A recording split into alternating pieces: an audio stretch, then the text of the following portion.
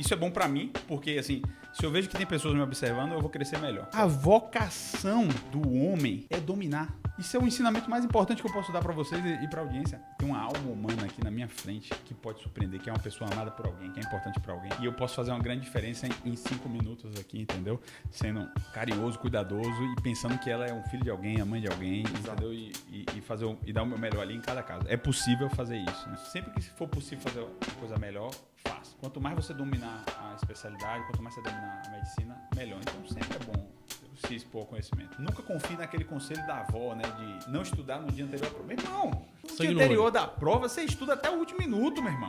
Você vai dormir. Vai dormir 10 horas? Vai. Até 21h59 você tá vendo um mnemônico lá, entendeu? Os primeiros dias foram horríveis. O meu R+ era sanguinário total, assim. No primeiro dia mesmo. Ele me humilhou de uma maneira tal que eu tive vontade de chorar. Foi um negócio bizarro, assim. A gente tem que entender a nossa situação e o nosso momento de vida. Se eu sou R1 e eu tenho que preencher esses 300 papéis, meu parceiro, claro, eu vou preencher 300 papéis com a melhor excelência que eu puder. E faz parte. É o meu momento de vida, é a minha situação. Não tem outra opção. Eu tenho outra opção? Não tem, pô. Eu quero estar aqui, vou aprender o sistema assim, velho. Paciência. Porque o cara tem que ter um sacrifício, ele tem que se dedicar por algo e ter uma recompensa grande por isso, pô. A gente tem que viver através da perspectiva e da ótica da morte, porque é a única coisa que é inevitável a todos nós, entendeu? E essa história, ela tem que se fechar de uma maneira que você se orgulhe, que a sua família se orgulhe de você, que seus filhos se orgulhem de você, que a sociedade se orgulhe de você, entendeu? Fala pessoal, começando mais um Sétimo Talk. Me chamo Vinícius, sou residente em oftalmologia da Unifesp, mentor aqui do 7º ano. Pessoal, aqui é o Gustavo Naufal, sou R igual do Vinícius, faço oftalmo na escola e também sou mentor de estudos do 7º ano. E hoje, antes de mais nada, né, começar sempre divulgando o nosso patrocinador, a MedMaster. Então, você que está precisando aí de marketing médico, de criação de conteúdo, de utilização de inteligência artificial, qualquer uma dessas artimanhas, chama lá o pessoal da MedMaster, que com certeza eles podem dar uma impulsão muito grande no seu trabalho.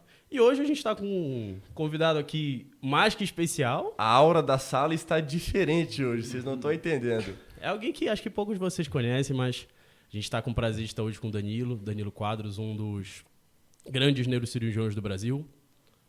Boa, é um prazer estar aqui, né? Agora eu estou do outro lado aqui como convidado, né? Não como host do podcast do 7º ano.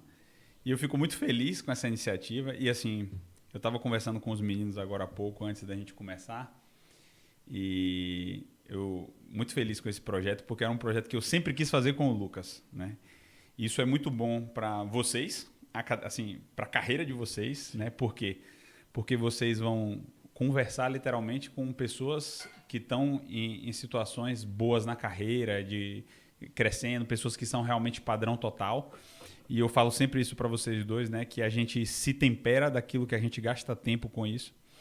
E vocês, como hosts aqui, se temperando dessas pessoas, com certeza vão se tornar cada vez mais padrão total. E você que assiste, né? Não é diferente, né? Muito do que eu criei na minha carreira hoje, que eu criei do 7º ano e na minha profissão e até na minha família, foi porque eu me temperei de pessoas que eu admirava e que eu escolhi a dedo para me temperar, né? Para eu passar tempo com essas pessoas, para eu aprender com elas, para que eu me tornasse cada vez mais um pouquinho com elas, do que elas são, né? Então, quantos alunos do 7º ano eu já não tive, né? Nesses anos todos? E o que eu observo é o seguinte, que é aquele cara lá que é fanboy do 7º ano, né? Sem esculhambar, né? Fanboy. Sim. Mas é o Já cara... começou o podcast com a primeira esculhambação. Um pouco de bullying ali. Pô. Mas aquele cara, bicho, eu vi vários assim que foram nossos alunos da CPT, que consumiram o podcast do 7º ano. Sim. Que a gente tem, tradicional, várias aulas. Como os caras estão bem, velho. Como estão dentro das residências, os nossos mentorandos, como estão dentro da residência, como eles estão bem na carreira, alguns agora estão terminando fellow, alguns estão no mercado de trabalho, em posições cada vez mais top. E em poucos anos a gente vai ter figuras de destaque nas principais cidades do país, né? E até fora do país, porque um bom número de 7º anos eu vejo hoje fazendo steps, né? Legal. Steps que vão ser referência. Então esse projeto de vocês, do 7º Talks, para mim é sensacional. É sensacional. É uma coisa que eu e o Lucas sempre queria fazer, né? A gente tentou fazer lá em Salvador, mas em Salvador não é o local certo de se fazer. O local certo de fazer é em São Paulo. Porque em São Paulo você tem um grande número de catedrais que você pode trazer fácil e vocês conseguem trazer gente do Brasil todo também, que é o que vocês estão fazendo agora, né? Vocês estão me trazendo, com certeza vão conseguir trazer o Bruno Cinedino de Natal e todo mundo mais. Então, e eventualmente pessoas do Brasil inteiro estão em São Paulo num congresso ou aqui, e aí vocês têm que capturar essa pessoa, não pode deixar ela fugir, trazer aqui pro podcast e entrevistar elas. E é o tipo de podcast que eu mais gosto, cara. É você pegar uma pessoa que é uma autoridade, que domina algo e esmiuçar e tirar, apertar dela, e vocês têm que ser cada vez mais perspicazes nas suas perguntas, tentar extrair daquela pessoa ali o ouro, o super trunfo que ela tem, entendeu? Para que traga informação valiosa, né, para vocês e para nossa audiência. Sim, eu acho que você tocou num assunto assim muito importante. A gente hoje estando aqui é um grande prazer também, mas a gente também já esteve do lado de fora, que foi ser um fanboy, acompanhar o 7º ano, entrar numa residência de excelência e poder ser o padrão total, né? Eu conversei com o Bruno, com o Yuri também, a questão de, tipo assim, o exemplo, como você falou, é literalmente o pilar da sua formação. Eu sinto que, às vezes, algumas universidades, elas não têm tanto exemplo dentro delas.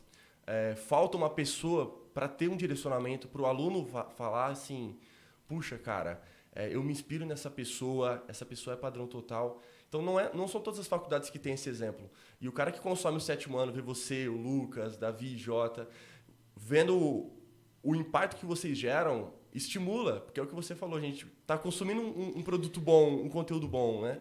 Assim, com toda a humildade do mundo, assim, eu sei que isso é bom para vocês, assim, né? Não é me colocando num pedestal ou nada desse tipo, mas assim, eu sei que é bom e isso é bom para mim, porque assim, se eu vejo que tem pessoas me observando, eu vou crescer melhor. Sim. E vocês vão experimentar essa responsabilidade agora, né? Já estamos, vocês estão se expondo na internet, vocês estão no 7º ano, não é fácil. Estão na própria residência. Então vocês vão ter que melhorar, não tem jeito, cara. Sim. Então isso é uma busca sempre para você estar melhor, você ganha grandes poderes, grandes responsabilidades, como diz Tio Ben, né? Mas eu adorei uma caixinha que surgiu no 7º ano recente, que foi o seguinte, o cara me perguntou assim, Danilão, eu escolho o meu rodízio no internato baseado no preceptor ou baseado, sei lá, acho que no rodízio, alguma coisa assim, alguma outra coisa, né? No hospital, sei lá. Aí eu falei, sem dúvida, no preceptor, né? No mentor. Se o mentor é bom, é melhor, entendeu? Isso é um pilar que como eu comecei o podcast, você vê que como isso é importante, isso tem uma importância tão grande na minha vida que eu comecei o podcast já falando isso. A gente perdeu essa relação mestre-aprendiz. Isso não pode ser perdido de jeito nenhum, bicho. Não pode ficar inerte num TikTok aí, como a gente estava conversando agora há pouco. Deitado em casa sem fazer sem nada. um mestre. A gente precisa de uma pessoa que a gente olhe e que a gente siga. Quando vocês escolheram oftalmologia, foi porque vocês viram um oftalmologista. Sim. Quando um menino na Copa de 2002, não sei nem se vocês dois eram nascidos, raspava a cabeça aqui, igual o Cascão, foi porque eles viram na final, meu irmão, fenômeno, fazendo um gol, entendeu?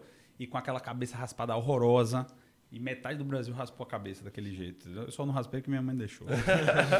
A vontade desistiu. O menino que ele quer dominar aquilo, né? Ele olha para quem domina.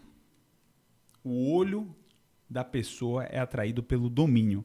Ela vai olhar para a pessoa que domina. Então, por isso, meu irmão, que a Nike abre o cofre, meu irmão, e enche o bolso de Neymar de dinheiro, porque ele sabe que o menino que quer ser jogador de futebol, ele quer a chuteira do Neymar, entendeu? Não tem conversa. Não tem conversa.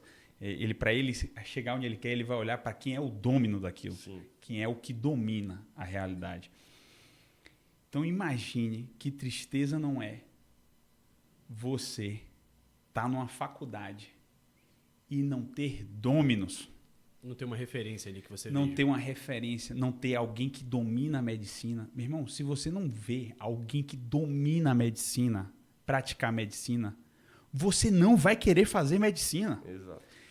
Quantas pessoas nessa caminhada vocês não já viram desestimuladas com a faculdade, largando a faculdade, jogando a faculdade de lado? A gente tem uma crise de dômino, do latim dômino, né? Sim. Uhum. Tem uma crise de pessoas que dominam aquilo ali. Meu irmão, se você vê uma pessoa que domina o que ela faz, aquilo enche seus olhos, meu irmão. Em qualquer coisa, meu irmão. Um dia eu vi um vídeo de um gari que ele sai correndo atrás de um caminhão de lixo, falando com todo mundo na rua, falando com as crianças na rua, e jogando lixo, cantando música.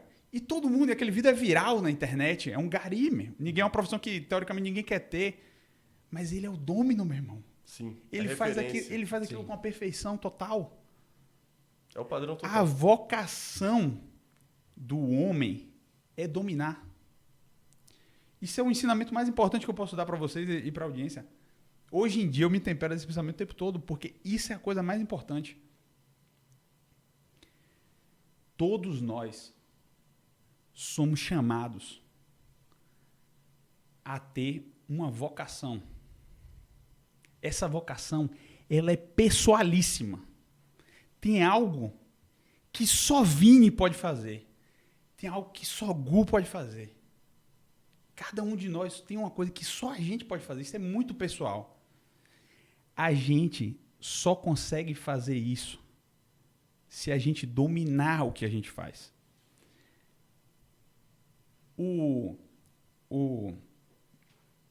A vocação, vocare. O que é vocação? Vocação é chamado. A palavra vocare é chamado, o significado.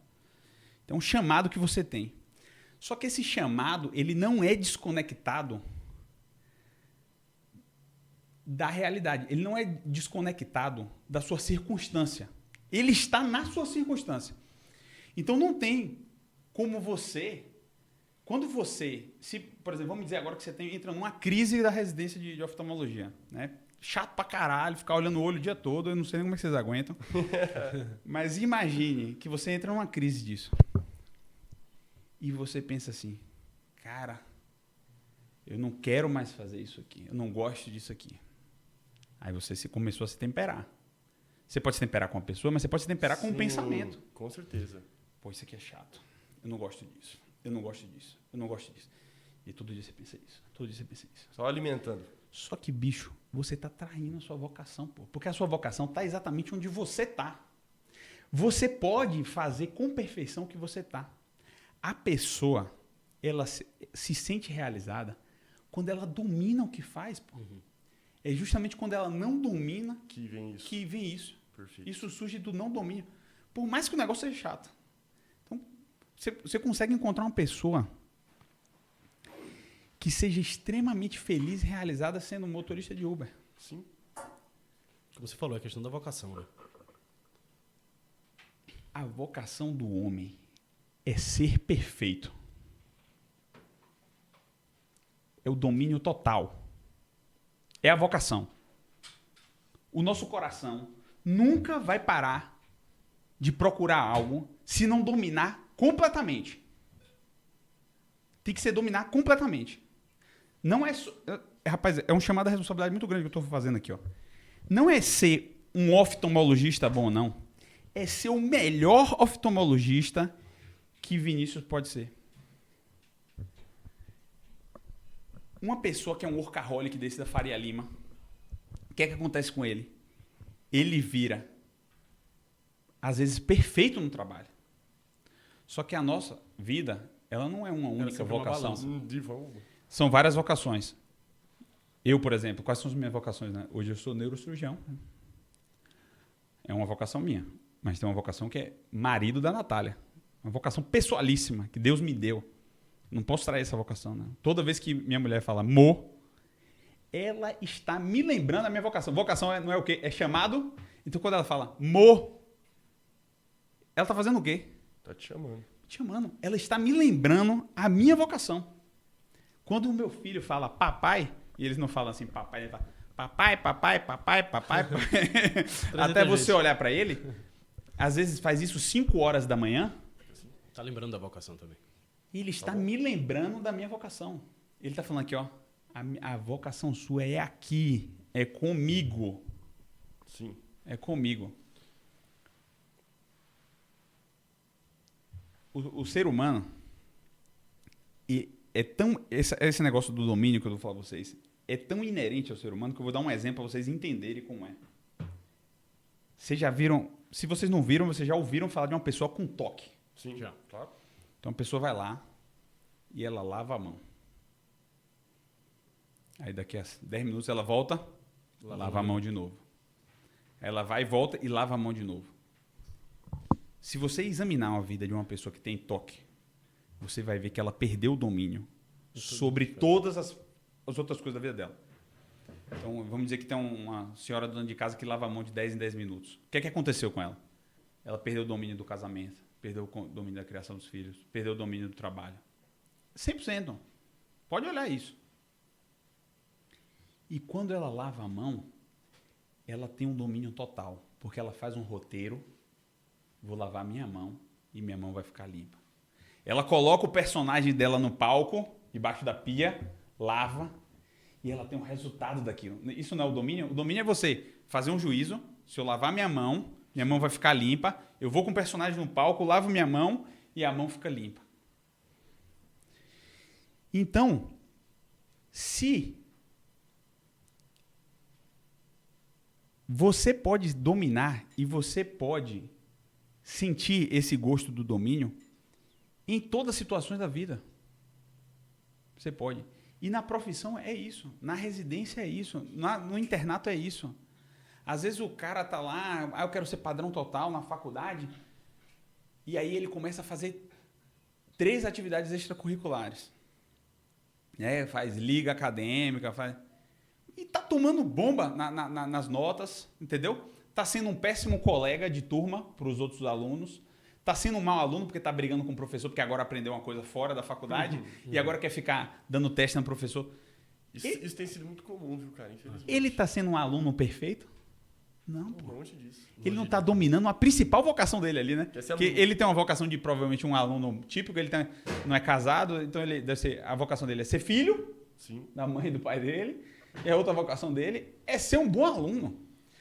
A atividade extracurricular, se você assumir aquele compromisso, você vai fazer bem feito. Mas não pode atrapalhar a sua principal vocação, pô, que é ser um bom aluno. O ser humano, ele sempre tem um chamado à perfeição. Então, ele sempre tem que fazer aquilo da melhor maneira, da melhor maneira, da melhor maneira. São Maximiliano Kolbe, um santo da Igreja Católica, padre jesuíta, viajou pela Ásia, morreu no campo de concentração. O cara dominou o campo de concentração, meu irmão. O cara dominou o campo de concentração. Você consegue entender isso? Ele estava num bunker e as pessoas comiam fezes e bebiam a urina e iam morrendo uma por uma. E ele todo dia rezava uma missa dentro do bunker, dava os sacramentos para cada um e todas, uma a uma, iam morrendo em estado de graça. Ele fez todo mundo no bunker ir direto para o céu. Um a um. Essa era a vocação dele, de padre. Quando chegou um dos últimos, iam matar fizeram uma fila assim, ia matar um. E o cara pediu misericórdia aos nazistas, porque ele era pai de família. E São Maximiliano Kolbe falou assim: eu morro no lugar dele. E morreu. Esse pai de família viu São Maximiliano Kolbe ser canonizado no Vaticano. E ele voltou para a família dele, para a mãe e para os filhos. O cara, velho, dominou o campo de concentração, meu irmão. Então, quando alguém fala assim, tudo bem você falar aí, Danilo, que a neurocirurgia é legal demais, pô, você opera lá no centro cirúrgico, legal, eu também quero dominar. Irmão, o chamado, ele é individualíssimo. Se você que está me ouvindo, só você querer, tem você o nosso gostar. cameraman aqui, né? Tem um cameraman aqui, catedrático ali. Se o marqueteiro Ranzinza, né? O novo marqueteiro Ranzinza. O marqueteiro ranzinza, se ele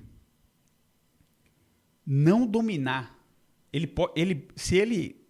o chamado dele, ele pode não gostar ali da profissão dele. Se ele fizer isso aí, meu irmão, com perfeição, se ele se dedicar a isso, se ele ganhar o sustento dele aí, se ele for um cara agradável, se ele ajudar outros, se ele ensinar isso que ele aprendeu aqui para um menino que está precisando de graça, entendeu? Ele está dominando o que ele faz, meu irmão. Tem santo que dominou a escravidão. Santa Baquita, ela dominou a escravidão, meu irmão. Então, pelo amor de Deus, velho. O chamado de vocês é dominar a medicina. Esse é o chamado. Então, eu acho que fica uma boa introdução aqui para o nosso podcast. Poxa. De chamar vocês para essa responsabilidade de dominar. Só que, antes de tudo, né, procurem, que foi de onde eu puxei a premissa aí, procurem bons mentores, bicho. Exato. Porque isso é essencial, pô. E hoje, com a internet, boa parte dos mentores hoje... Tem um negócio que eu chamo que chama Assembleia de Vozes, né? Que eu chamo não, eu aprendi isso também na internet. Mas é assim, ó. É você escolher pessoas que quando você tiver um problema na sua vida, você possa consultar elas. Eu já vi isso aí. Entendeu? Acho que os bilionários têm uma parada assim, os empresários, né? Exato. Então, tipo... Se você, sei lá, do mercado financeiro, aí se você, sei lá, vou dar exemplos assim, tô com um problema aqui de investimento. O que é que Charlie Munger faria, né? O que é Warren Buffett faria? O que é que Bruno Perini faria? Sei lá, os nomes ali, entendeu? Se você é cardiologista, né? Aí pega ali 3 catedráticos, né? Até para aprender a operar, eu aprendi assim, sabe? Sim. Eu sou um cara que gosta muito de operar. E eu tive vários mentores cirurgiões, assim, tanto no HC como fora do HC. E eu sempre... isso foi uma coisa que me ajudou muito, é que eu sempre olhava assim, ó, eu quero isso aqui desse cara. Com esse cara aqui eu quero aprender isso. Sim. Isso aqui eu não gosto tanto dele, não. Uhum. Tem um professor nosso lá que é catedrático, faz uma cirurgia... linda, maravilhosa, é muito bonita, muito estética, não sei o quê. E eu gosto muito de várias coisas que ele faz, a delicadeza e tal, da microcirurgia dele. Mas eu acho que falta um pouco de cirurgia minimamente invasiva ali, eu acho que falta um pouco de objetividade. Tem outro que eu admiro a objetividade, o passo a passo, como ele faz, a cadência da cirurgia dele, flui bem, o estado de flow, assim, excelente. Mas eu acho que às vezes ele vai apressar demais, não cuida muito do cérebro, tá ligado? Não foi cuidadoso o suficiente ali como o outro. Então você tem que pegar...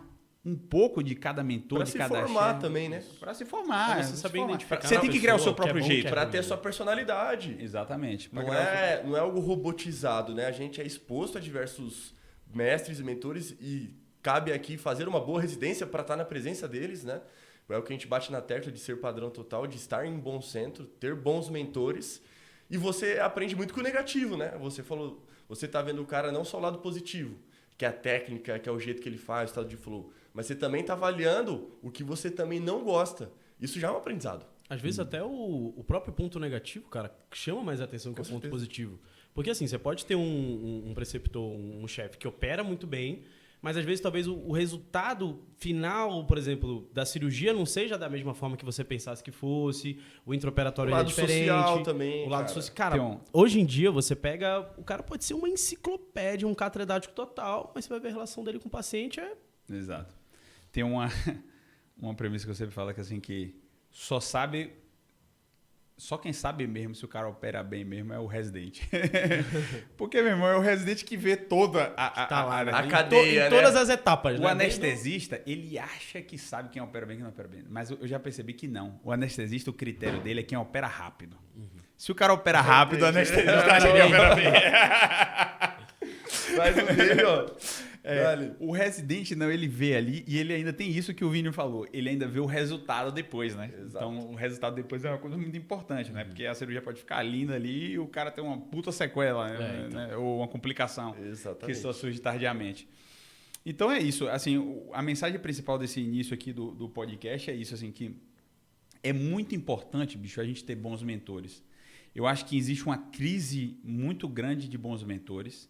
E daí que existe tanta gente com a crise com a medicina, pô. Você não pode ter uma crise com a medicina é maravilhosa, pô. tem um lugar melhor do que você procurar a perfeição na medicina, que é complexa, que é difícil, que você tem que estar sempre se atualizando, que você está estudando. É uma grande responsabilidade. E é bom ter responsabilidade. E o impacto que você causa na vida de uma pessoa. Impacto, né? Porra. E é bom ter responsabilidade, pô, porque hoje também outra crise que existe é uma crise de responsabilidade. Ter responsabilidade é ótimo, meu irmão. Ela salva você de você mesmo. Ela cria caráter, ela muda você. O problema é você e você mesmo. Quem não perceber isso hoje, exato, velho. Exato. O problema é sempre você e você mesmo. Essa visão narcisista, vitimista que existe hoje em dia é extremamente prejudicial para nossa vida, pô. E, cara, Danilo, uma coisa que assim aconteceu, acho que a gente estava junto. Tem um rodízio lá na escola, que é o rodízio de córneo. Então, assim, é um rodízio que, cara, é muito paciente. Então, por exemplo, você bota ali 100, 110, 120 pacientes no ambulatório, é muita coisa. Cara, para você como R1, você atender, você dividir ficha, você ter a pressão de ele não saber fazer as coisas direito, cara, querendo ou não, você vai perdendo um pouco daquilo pro cansaço. Você fica, pô, desgastante, amassante. E teve uma situação muito parecida com o que você falou, que eu tava nessa mesma situação, eu tava quase no final desse rodízio, acho que era um ambulatório, se eu não me engano, de terça-feira de manhã, que cara, você tá cansado, a semana acabou de começar. Eu tinha pego um caso que era super simples, que era um ceratocone, que era uma suspeita de ceratocone, na verdade. E aí eu fui discutir com um chefe meu, que, cara, ele é um catedrático total, padrão total, é um cara que tem clínica fora do país, é um cara que já é referência no que ele faz. E quando eu fui passar o caso pra ele, fui passar naquela pressa, tipo assim, não, isso aí é só um negócio de desconfiança, não sei o que, vamos pedir tal exame e fazer tal coisa. Ele olhou pra mim e falou, não, por que tu acha que é isso? Aí começou a pensar, não, eu acho que é isso por causa disso, disso e disso. Tudo bem, vamos ver se você tá certo. Pegou, avaliou o paciente, cara, em 5 segundos ele falou, o que você tá falando tá errado.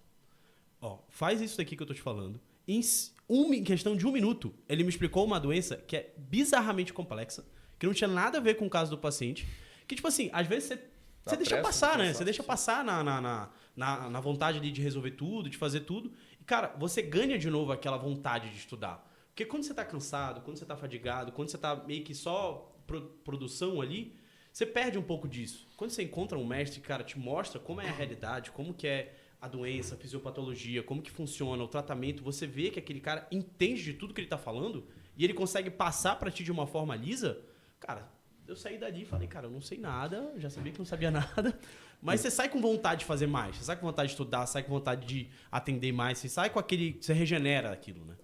Às vezes, assim, a gente é muito refém de más condições de trabalho. Isso é um problema da medicina brasileira, né? O residente, ele sofre. E você... Com certeza. Você foi uma vítima aí, né? Você nunca pode se vitimizar. Você tem que... Gostei da sua atitude, assim. Você assumiu responsabilidade total. Eu que passei, a culpa foi minha. A atitude correta é essa. Mas você é um pouco da vítima do sistema de ter 120 pacientes no ambulatório, às vezes não é o adequado. Eu vivo isso hoje no Hospital SUS que eu trabalho, que eu tenho que atender 20 doentes em uma manhã. Pô, cirurgia com coluna, eu tenho que examinar. A complexidade da então eu tenho que usar toda a minha experiência, não é uma experiência de 20 anos de medicina, mas é alguma experiência de cirurgia de coluna, porque hoje só faço cirurgia de coluna, para tentar fazer o melhor diagnóstico em pouco tempo, me dedicando ao máximo àquele paciente e tornando aquele ambiente agradável. E às vezes você consegue eu consigo assim, perceber que o paciente fica muito satisfeito com coisas muito poucas, porque a experiência dele é muito ruim com outros médicos. Cara, exatamente. Isso é bizarro. Então você dá um sorriso, pô. Isso é verdade. É só um sorriso. É o fato de você receber o paciente na sala e apertar a mão dele, falar um nome. Uma piada, bicho. O médico, ele tem que aprender a fazer uma piada, pô. Pode ser a mesma piada que você faz para 1000 pessoas, pô. Ele tem que aprender.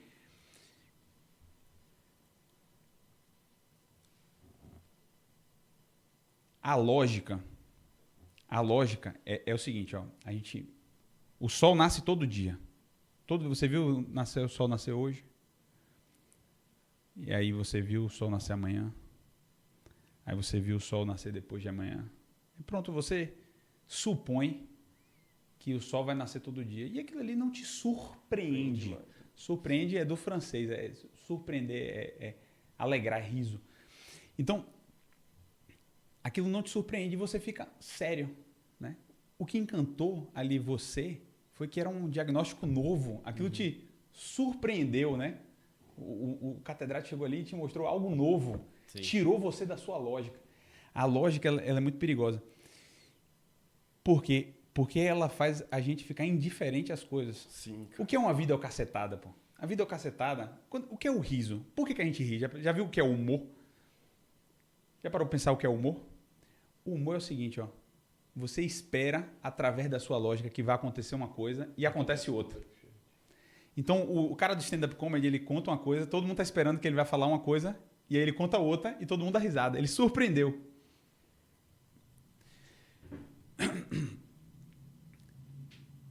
O riso é isso.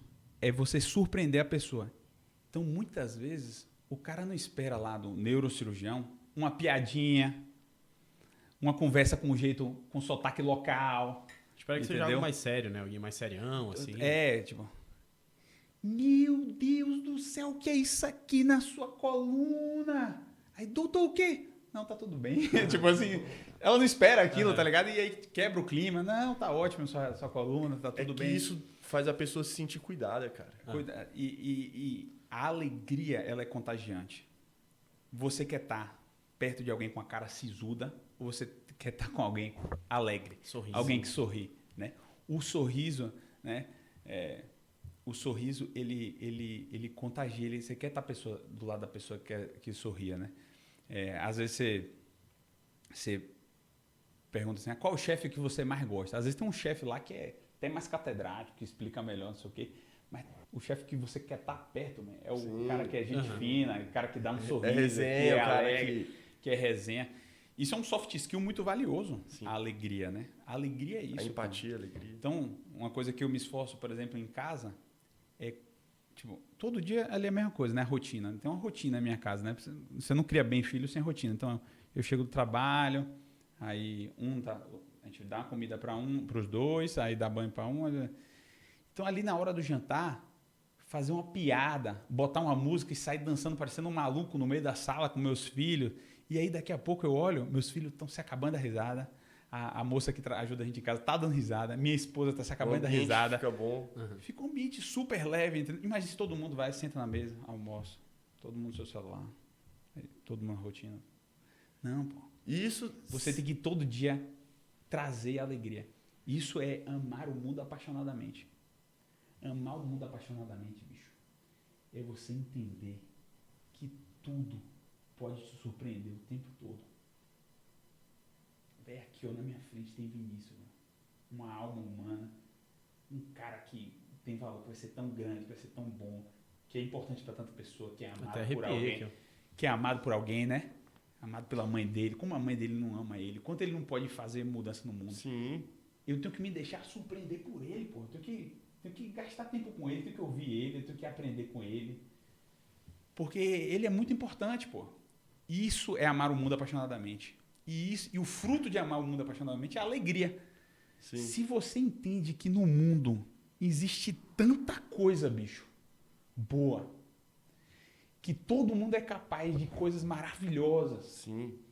Que até nas coisas materiais tem tanta beleza, tem tanto esmero para fazer essa mesa aqui. Você deixa se surpreender pro mundo. E você vira um cara alegre, pô.